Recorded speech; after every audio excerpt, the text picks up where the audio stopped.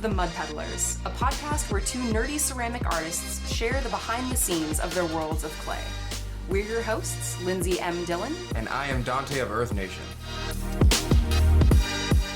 And today we're going to be talking about tabling! Yay! Yeah, somewhere along your ceramic art career, you're gonna figure that you have too much stuff. And you're gonna have to sell it or stop giving it away to your friends and family, right? And so you're gonna get the idea of going to arts and crafts tables, or you're just gonna start having, like, you might even go into ceramic artwork with that idea in the first place. And Lindsey and I together kind of have a good amount of experience with tables, although we both have very different approaches. Yeah. Like, my very first table that I did was like an arts and crafts fair table, or I guess they're called like makers marts kind of now. Yeah. So I did one, like the very first one that I did was back in like summer of 2013 or 2014. But then after that, I've pretty much exclusively done anime conventions. I think I enjoy anime conventions a little bit more as well, just because. And I know I'm dating myself, but the culture at an anime convention is more my speed than is the culture at maybe an arts and crafts festival, where and I am an artist and I'm also a weeaboo, of course, as we both are, right? But it's like when I go to an anime convention, I can go into a crowd and sing the line, "I want to be the very best," and you will get an echo back. Of like no one ever was, like you'll get that echo, right? And they probably know the entire song. Yeah. But I can't make that cultural connection, or I can't have that type of mentality at an arts and crafts festival, because although we're all artists, art is so diverging. It's from the same tree, but has so many different branches that like the same, like one person might find this pot amazing, but one person might be a painter and not find it amazing. You know, so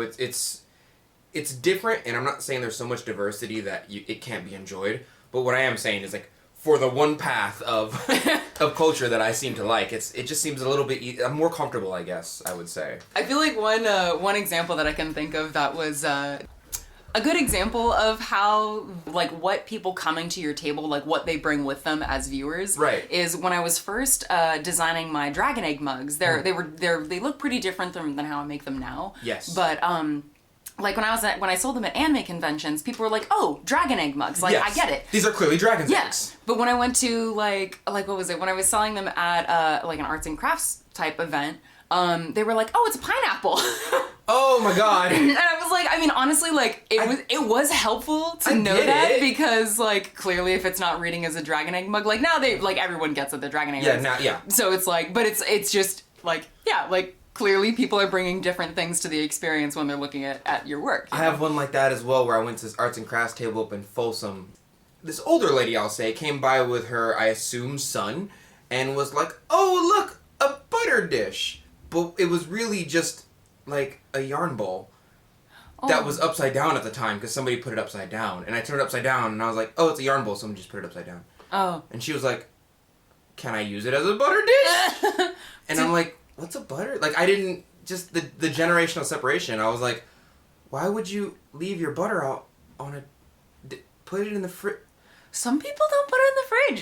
It's a whole thing. Doesn't it go bad? No, it doesn't. If you preserve it properly, it does. I'm a chef, and I put my butter in the fridge. Well, to be fair, I leave it out for a good amount of the day so that it's soft enough and it melts.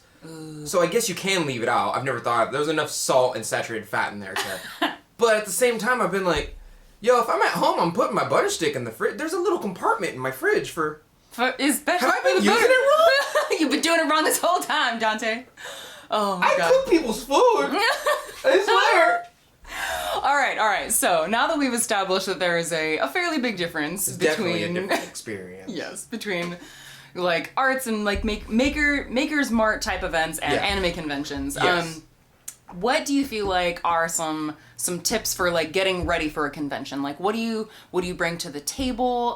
Some things that we kind of mentioned before we could talk about is like, how do you maintain like your energy levels, and how do you talk to people? So I don't know, start with something there, and then I'll follow you. It's a little bit difficult for me as far as the sociable part. I feel like that part's a little easier for you because you're far more sociable than I am. I'm what I would consider myself an antisocial extrovert. Like, I have a YouTube channel, we're doing a podcast, I have to talk to people on a daily basis, especially people who have questions in my DMs about art and whatnot.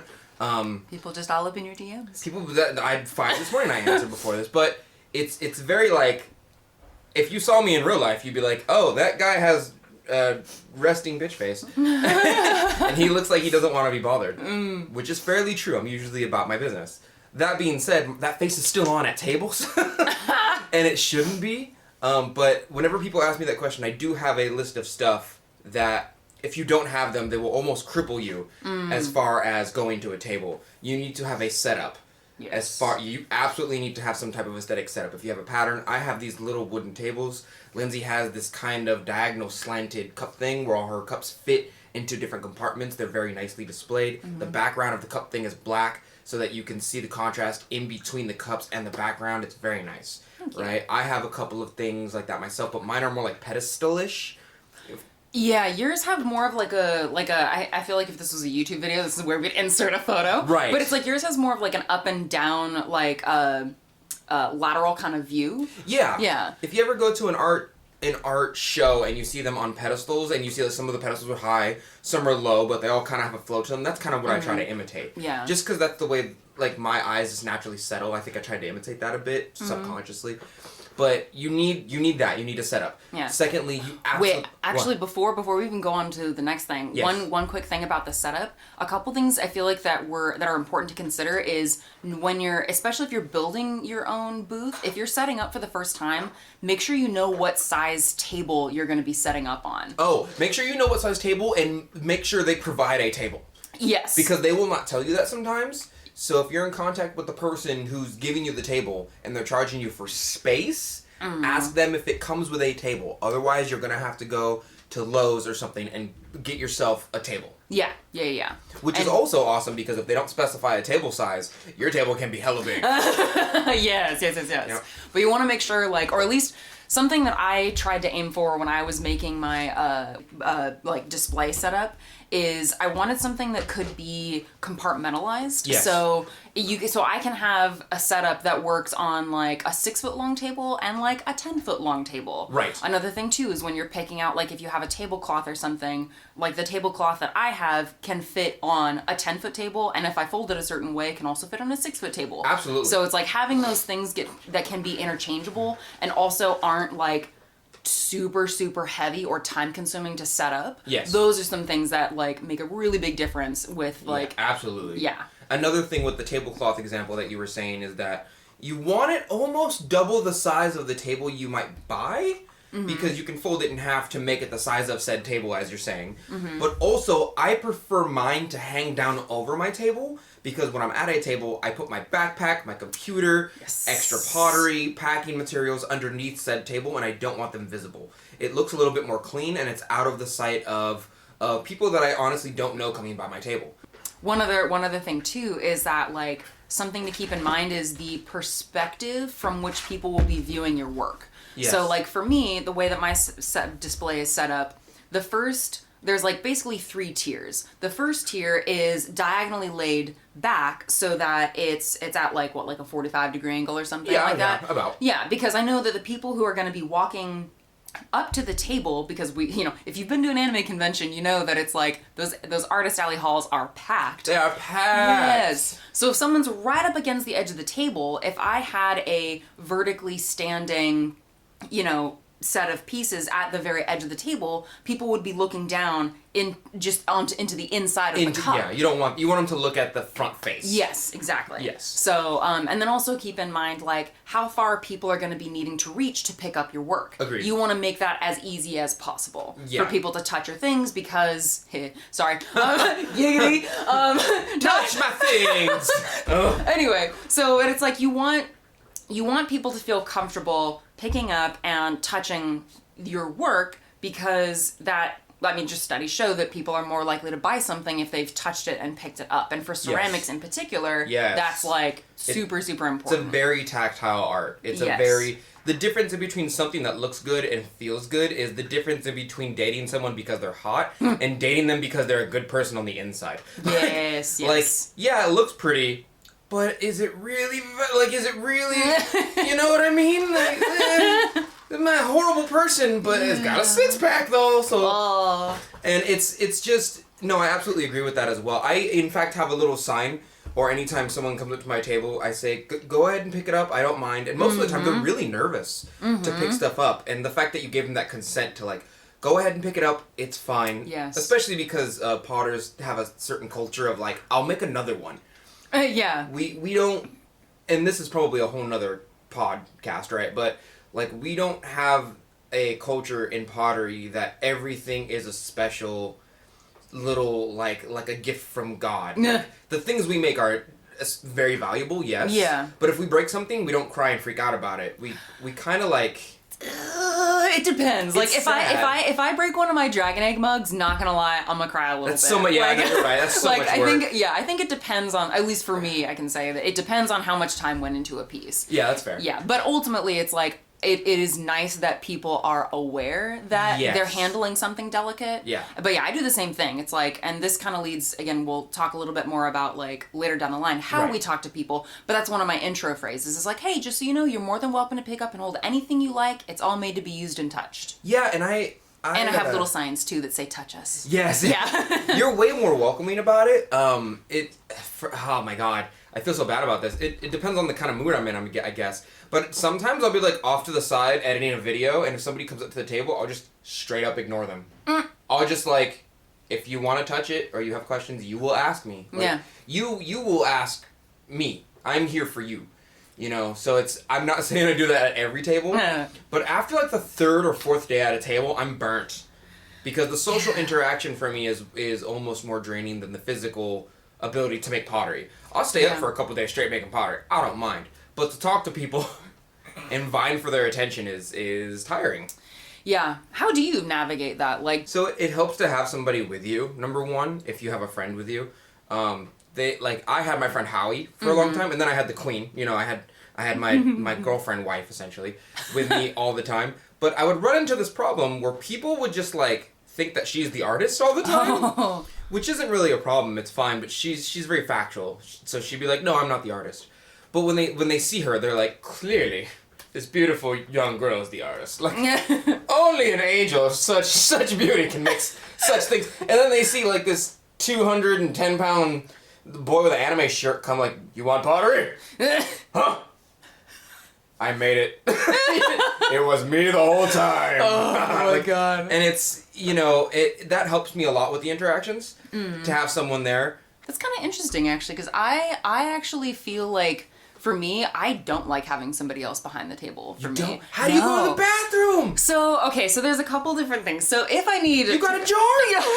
I do. Oh, I do it, and I maintain eye contact the whole time. Oh my God. No. So most of the time, like, because I have made, like, booth neighbor friends, we always kind of end up saying, like, hey, if you need a break, like, let me know, I'll watch your stuff for a minute. That's the difference. You be making friends at your tables, and I ignore the hex out of them. Oh my God, yeah, I don't know, I mean, like, it's not like we're always, like, chatting, but it's nice. Like, I like having that little bit of community with your neighbors, because it's like, I don't know, like, I've had situations where people will be like, I'm trying to think of a good example. It's like, we'll, like, exchange food. Like, someone will, like, bring each other snacks. Or it's like, you know, again, like, if I need a break, especially because most people that I see doing booths do have someone else with them behind the table. They're kind of like, whoa, like, you don't have anybody else behind the table? Let me know if you need something. And they're super, super nice. And I so appreciate it. But I actually don't like having people behind the table because I kind of want to be available to the people at a moment's notice. And I also I stand up the whole time. Like, Really? I do, yeah. So I have like a standing padded mat that I stand on. And because I like being able to move back and forth. Don't listen to me, guys. Lindsey got the setup. No. So it's like, but I feel like that's just me. Like, my style of interacting with people is, I find it easier to connect and talk with people when I'm at their same level. So if I'm sitting down and they're standing up, to me that just feels awkward. And I also have worked in customer service and jobs where I've I mean, not, you know, of course you do too with your job, but I'm kind of used to standing for a long periods of time. Well, they keep me in the back. Yeah. For obvious reasons, though. Like, like you definitely have not a waiter, but a way more friendly customer service representation and interaction than I do. The only time you'll ever see my eyes really light up is when someone comes up to the table and they're like, what cone is this fired at? Immediately. You ever get those people? Oh my God, yes. And you're like, oh, you speak my language. Yes. Oh my God. That I love, It's so fun. I mean, oh gosh, like, so there are so many different fun types of conversations at anime conventions. Yes. But it is really nice to be able to talk to somebody who does, like, who has experienced pottery. It's Just a little. Degree. Just even, yeah, again, just a little. Like, Yeah. But being able to ask those questions, it's nice because there is that other level of understanding, and then it's also nice, like, whenever I meet folks like that, especially if they're, like, you know, interested in ceramics, but, you know, they're not really sure where to go, I always like being like, hey, if you ever have any questions, like, hit me up. Like, I feel like part of our job of being where we are in our field is to help support people who are coming up. And absolutely. So it's nice to be able to do that, but since I stand the whole time and I like being by myself, there definitely is a different level of energy management. Like, I used to get really, really burned out by day 3, but I've learned to kind of mitigate. The last couple, like, conventions that I've gone to, I've gotten a little bit better about not going, like, full, like, oh my god level of energy level the first, like, Friday and Saturday, because by the time Sunday comes around, I'm like, I feel dead. That also, you should, like, not you, just people listening. Oh, yeah, You should keep in mind that, like, that will turn people off sometimes. Yes. Like, if especially, I am the type of person that, like, if I come up to a table and someone's like, oh, hello, sir, how are you today? We have this sale and this sale. I'm like, whoa, chill. Yeah. And I'll just go to another table. Yeah. You know what I mean? Yeah. But I kind of, not play it calmly, but if somebody comes up to my table, I'll be like, hello, how are you? And if they respond back, they respond back. If they don't, they don't. But usually, after they respond, I go, okay, if you have any questions, let me know. And I just go back to my business. I'll look at the bottom of my stuff. I'll sand my bottoms. I'll go through textiles that I brought to the table. I have something other to do, which is another good note. You should kind of, especially in your downtime, bring something else to do. I don't want to say to not interact with your customers, but it's just, it's a little bit weird and awkward to, like, if you came up to the table and I was like, hello, how are you? And you're like, I'm fine. And I was like, okay, well, if you have any questions, let me know. If I then sat there and stared at you, oh god, it's freaky. Ugh, it hurts. So you have to kind of pseudo disengage. Yeah. You have to, like, I'm gonna go look over here now. I'm gonna go look over here, or look around. But, like, don't give your energy to that one person after you've engaged with them. Yes. Let them chill for a second. Let them have some space. Yeah. Let them have space for sure. That's Let actually them touch it. another one of the reasons why I like standing up, because what I will normally do, because I don't like having something else to do that's, like, really engaging, because I don't want to have the person at my table thinking that they would be interrupting me. Yeah. But what I'll do is I'll say my introductory phrase. Right. Say, you know, let me know if you have any questions. Welcome to Chili's. Yeah, exactly. and then I'll actually, I mean, again, the table's only 6 foot long, so it's not like I'm walking far, but I'll actually kind of, like, walk to the other side of the table so that I'm not in their direct line of sight. Yeah. Go do something else, but stay kind of at their disposal. Yeah. Like, I will literally just, like, touch the rims of all of, like, the cups behind. Yeah. Like, because, you know, like, I have, like, a bunch of, like, cups behind my display since they're hollow. So it's like I'll literally just kind of, like, fiddle with stuff and kind of, like, look around. You know, just do something that, again, gives them space to look, but also indicates that I'm not so deep in something else that if they did have a question that they would potentially feel like they're interrupting me. Absolutely. Yeah. And kind of moving forward, another thing that you absolutely, like, you need this if you're going to a table. You need something to transfer credit card. Yes. You need it. Credit card payments, like, if you have a square for, you can't just, my first table I brought a guap. I brought a wad of cash, thinking that I just wouldn't need credit card and stuff. Yeah. And then I told my mom and she was like, no, stupid. Like, you need, come on, you know? So I brought it the next time, the next day at the table, and, you know, when I didn't have it, so many people asked, do you have a credit card scanner? And I would say, no, I take cash only, but I have change. I had like 100 ones on me, but, you know, I couldn't take any transactions. That was like over 50% of my transactions were credit cards. Yeah. Or EBT, or not EBT, I'm sorry, or debit cards, you know? Yeah. And you really need that. So if you don't have one, get yourself one. Yeah. But how did you decide which one that you were gonna get? My mom gave me hers. My mom was like, I used to use this, here you go. Well, is it like Square? Is Square. it PayPal? Okay, yeah. And almost, you should keep in mind that almost anything will charge you. Yeah. Almost, like PayPal, Square, point of sales, they're all gonna charge you a little bit. I don't know what percentages, but don't immediately go with the one that charges you the least percentage, because like some of them charge really low percentages and they just have like awful succession rates, or they have like bad customer service. Yeah, it's worth looking into which one to use. One other thing to keep in mind is that so one of the things that I ran into using PayPal, and overall I like using PayPal's card reader because anytime I invoice clients or I do a commission, most of my business finances get run through PayPal. Yes. So having the PayPal card reader just helps kind of keep everything in one place. Of course, yeah. Yeah.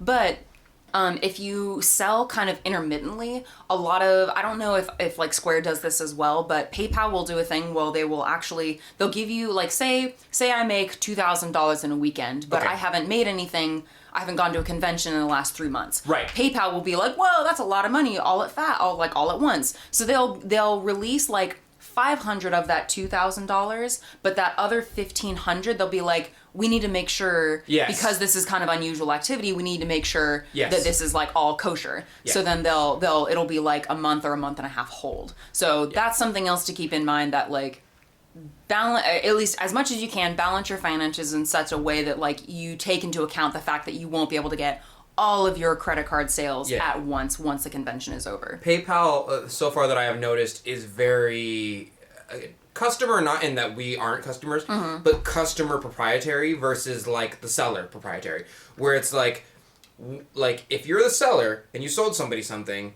and somebody took it home and 3 weeks later they were like, I don't like the cup anymore, and they fought you for the finances on it or wanted a refund, PayPal usually, as far as I've experienced and heard, this only happened once or twice to me, but I hear stories like this all the time, PayPal will just give them a refund and then you've lost product and... Oh, interesting. As far as I have heard, you should look that up for sure. Yeah. It's only happened to me one time, and it was because somebody was like, I didn't know this cup was partially blue, and I'm like, well, it's made with partial cobalt, and they're like, I don't want blue, and I'm like, well, you can ask for a refund, and they did through PayPal, and then I just never heard from them again.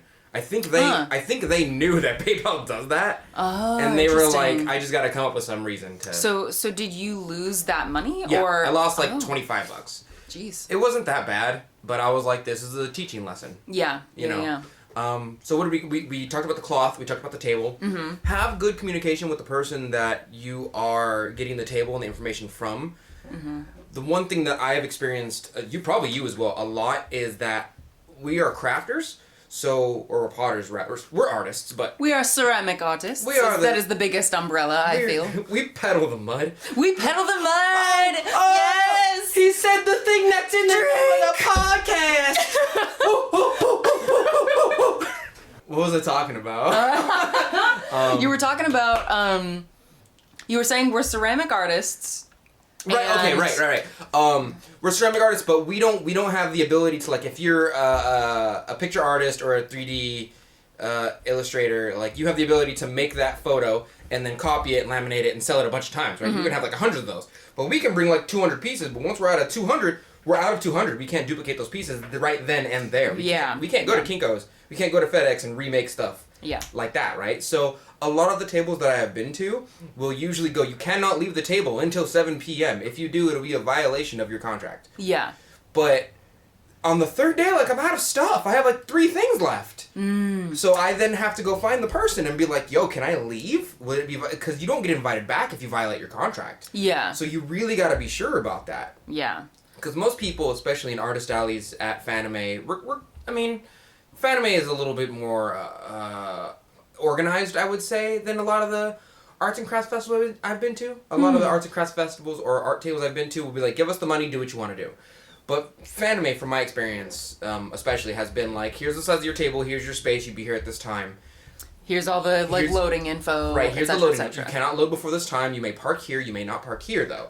In between these 2 times, you cannot leave until this time. There's a lot of stipulations. They're all fairly regular. I was going to do this stuff anyway. So, I would, ask those questions if you're in contact. Don't have your first table just feel like you're so lucky you got your first table that you can ask questions. They're there for those questions. But yeah, I think that actually kind of goes to another thing, too, in terms of asking questions, that especially if it's your first time, ask other artists. There are, on Facebook, there's, Artist Alley Network International. Oh, yeah. There are other artists, who will be more than happy to help you out. Shoot, ask us. We have our contact information in the show notes, and we'll say it at the end of the podcast. there are so many things that you do not anticipate having to deal with until you've dealt with it. Yes. That like trying to get information from other people who have done this before, which I think is part of what we're doing here. So actually that kind of leads me to wonder, what were some of the things when you first did your table, what were some of the unanticipated like issues that you ran into? Oh man. I mean, other than the card reader thing. Mostly interactions with people. Like just people being rude and learning to let it go. You know, for like there, like, at least once a day I would have someone just be, like, not rude, but unnecessarily extra. You know what I mean? Like, I specifically remember one time my friend, I think it was either Ryan or Hy was with me, and, like, this guy came up to the table, and Ryan was, like, the guy was looking for a long time at the table, and finally, after a couple minutes, Ryan was like, do you see anything you like? You can pick it up. And the guy responds, not really. And just, like, keeps looking, and Ryan's, like, looked at me like, wow, that was kind of rude. Yeah, it's indelicate. Yeah, maybe. but at that point, I'm a little aggro. I'm an aggro person. I'm not very friendly. So like, the person at the other side of the table looked at me and was like, "Do you have anything else?" And I was like, "Nope, not for you." Like I just ended it. I was just like, "Nope." Like, you were rude to my table. You were rude to my friend. You were rude. Yeah. Go away. Yeah. I don't, like, your business is not worth my self-respect. So that, I mean, I handled that a little heavy-handedly, but he wasn't taken aback, but he was like, fine, and just, like, left. And I was like, I don't want your business. Yeah. Like, it sounds strange, but, like, if you don't appreciate things, then, like, I just don't want your business. Yeah, no, you know what I mean? I hear you there. And like, there's been a couple of those. There's, the queen will tell you this. My girlfriend will tell you this one. Right? There was one lady at an arts and crafts festival that was really obsessed with the color orange. Like, and you'll get a couple of these. It's usually the color blue. But this time it was orange. This lady was walking around. She goes, I love this teacup. Do you have it in orange, though? And I was like, no, I don't have it in orange. She goes, what about this? Is it in orange? And I was like, no. And after, like, the 4th or 5th time, she goes, do you have anything in orange? And I was like, well, all the stuff in orange sold out yesterday. Oh, yeah. Like, the orange stuff is usually more bright, and people who look for that color specifically bought it already. Yeah. She goes, so you didn't prepare for more orange. And I was like, well, it's more that you were late to the orange party. Oh, my God. It's not so much that I didn't prepare specifically for you. It's that the early bird got the worm, and all the worms is gone, you see. Yeah. So it's, you know, I got that, and it, like, she just went away, and it's interactions where people expect you to not only go the extra mile, because you've already gone the extra mile creating it yourself, but they want you to cater specifically to them, and you just gotta be like, I don't have it, I'm sorry.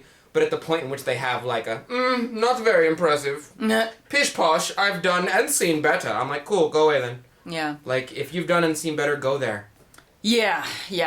I feel pretty lucky that I've had very limited experiences where I've had people be explicitly rude. I think the things that I've run into with interactions are, like, I know this because I'm also a weeb and a big ol' nerd, but it can be sometimes challenging to navigate when someone is really, really enthusiastic about something and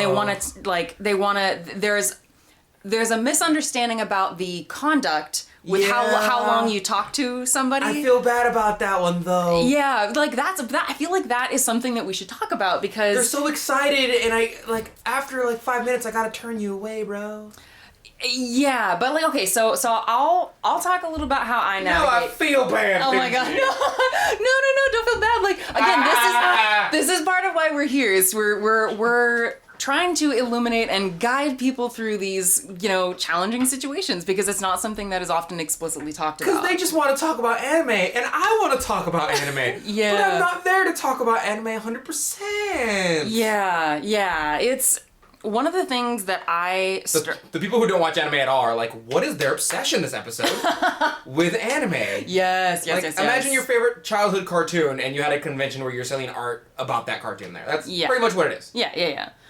Yeah, so what I normally end up doing to navigate those situations, there's a few different things that I'll do. My first step is to kind of rely on nonverbal body language. So if someone is talking a lot to me. And it's like, I think there's also a difference between like a good like kind of back and forth conversation, yes, and then someone who's just really excited about their thing and, you know, is kind of more talking at you than talking with you.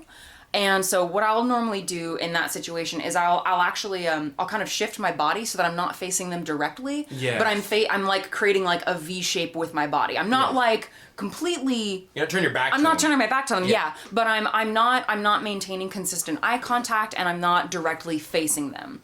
Those are the first few things that I'll do. And a lot of the times people kind of get like, if they've lost track of themselves, they go, oh right, you know, sorry, don't mean to like. You're here for business. Yeah, yeah. I feel it, I mean, some conversation too, of course. Yeah, of course. Yeah.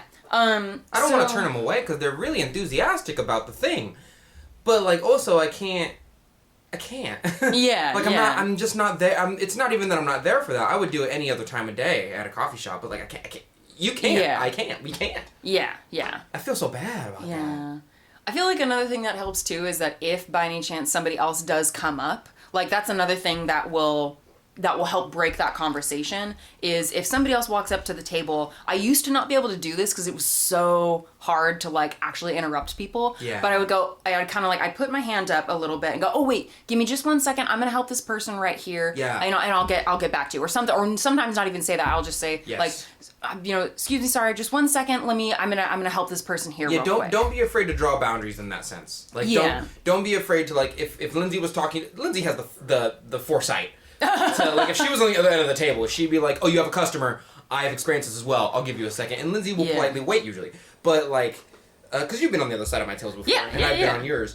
But like, you know, if Lindsey and I were deep into a conversation about glaze chemistry, I'd be like, give me 1 second, and she'd completely understand.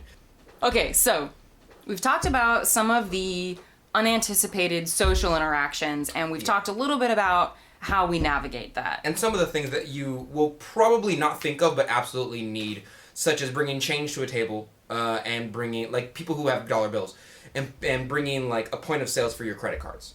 Yeah. Another thing is, okay, actually, let me think. Okay. Yeah, because these are things that are very natural to us. Yeah, but it's like, okay, so I'm gonna list out. Oh, I got one. Oh yeah, go ahead. Bring some type of receipt form. Some people will ask for receipts if they don't pay with credit card. Oh. A lot of your credit card systems will automatically make receipts or email them to them. Yeah. But a lot of the times I'll have it's I'm not gonna lie, it's usually from an older person, not like, you know what I mean. But like usually they'll be like, I'm gonna pay you in cash. Can I have a receipt? Yeah. I can't really make a receipt from my phone from the air. You actually can. What? So I mean, okay, well, not like. Am I? Not Am like. I too old now? Okay, I'm not talking like transmutation, like creating a paper from thin air, but no, like, so you can actually input cash transactions into your, at least through, I know through PayPal you can. Really? And then you can have them, you can send them an emailed receipt through that. Oh, never, forget my statement then. I do know for the first 3 or 4 tables that I had a journal, like a school type notebook that I would write down all my transactions so that way I can see how much I made. Yeah. But it seems like PayPal and Square do that for me, and they'll usually calculate the tax as well. So I stopped doing it after like the 3rd table. Yeah. Okay, so what are, if you were to, for like a little bit of like a rapid fire round, we'll take turns here. Okay. What are maybe, okay. Actually, let me think. Maybe we can time this. But I'm thinking, okay, rapid fire, what are like maybe 10 to 15 things that you're like, go to a table, bring this, here's that list. Go. Absolutely make sure you have table and know the table space. If you're in contact with the coordinator, make sure that you have a setup. The setup and the point that you made earlier with it facing towards people is absolutely necessary. If someone's walking up to the table, you don't want them looking to the inside of your pots. Right? You also need some type of point of sales. That's like that should have been number 1 on the list. You're going to need change. You're going to need possibly something to disengage but also stay pseudo-engaged. I'll usually bring some type of notebook or extra pottery behind the table, or I'll fiddle with something else. Just don't like stare them in the eye the whole time they're waiting for the table, right? You want a system of which you can get food. Lindsey's way of making friends with neighbors and being sociable is a very good way to do it. I usually bring somebody of my own, but... Oh, yeah. I mean, I still bring my food. I don't just, like, mooch off my neighbors, but yeah. Usually I end up being that guy where I'll go to tables and be like, do you want boba? Do you want pizza? I'm getting pizza. Do you want some of mine? But if I'm by myself and like making friends doesn't work out, it's just like I'm by myself. Yeah. You know, you also need a bathroom break system, stuff like that. Let me think. What are some things that are like maybe more like detailed and unconventional? Like how much change do you bring? How many items do you bring? Like some of those things. There was something I brought for a long time until they stopped me, where I'd bring like a giant jug of water, like, you know, the ones people have in their homes, Yeah. where you have like a little spout and a little setup. I would bring one of those and set it on my table full of ice water for people walking around. Oh. Even if they didn't buy anything, sometimes they buy a cup and be like, "Can I fill it full of water?" And I'm like, "Yeah, go ahead. I have like 5 gallons here." Huh. And it was weird, but it worked. It's like offering someone gum. Gum is so cheap and available, right? But like, that's how you make friends real quick. Oh, that's interesting. Okay. You know, as far as how much change to bring, I would usually get a 50 and break it down into or 100 and break it down to a bunch of 5s and 1s so I can have cash on me. A charger. Yes. A battery charger. Yes. We forgot to mention that. Some type of cords and portable chargers. Since the Pokemon Go days, we all kind of have chargers. But like, you definitely need some type of charger. I have a Halo myself. It has like 16 hours worth of battery in it. Because if you're playing on your phone to stay disengaged or engaged, whatever you're doing, and you start running out of battery and you need to make a transaction, guess what? You know, unless you have a second phone. In which case, if you have a second phone, you probably should have just bought a charger by now. Like, really. That's kind of all I can think about. I'm sure people will leave comments down below of like stuff. But what about you? I didn't even get near 12. Man, okay, all right. I probably won't get there either. An extra change of clothes. Yeah. Oh God. Oh yeah. You'll get sweaty. Okay, so I actually bring $200 in change. Mostly 5s, some 1s, and then a few 10s. I bring a standing mat to stand on. Bring a seat cushion, because if you are not standing and you want to sit down, a lot of times the chairs they provide are like hard metal chairs. I will have a notebook with me to take down notes about what seems to be selling well, or if people are asking for particular shapes, designs, or colors. Right. Okay, a dolly. Another thing. Oh, absolutely. Yes. Bring a dolly. Something that will help you so that you're not having to go back and forth to your car bringing everything. Yes. If you can, have your display set up in a way where it can be either collapsible or you can store things within it. Yeah. So that it's lightweight but also like easy to store, so that when you're putting it in your trunk it fits. Yeah, if you have a dolly or a table, having it be collapsible also goes a long way for transport, but also goes a long way for like, you don't have to go and put the dolly back into your truck/car. I have not a convertible. I have a compact car, and my dolly fits in my compact car. Yeah. And along with all my pottery, like have things be collapsible if you can. Yes. Any other last things you can think of that we? No, I think on the next episode we're gonna talk about pricing our stuff, because that kind of goes along with tables. But you know, that being said, especially when you start out and your stuff is low price, like my first table, all my stuff was $5 to $10, like all of it. Yeah. Like a little cups would be $5, big cups would be $10. But we'll talk about this more in the next episode. But we will talk about this more in the next episode. Yes.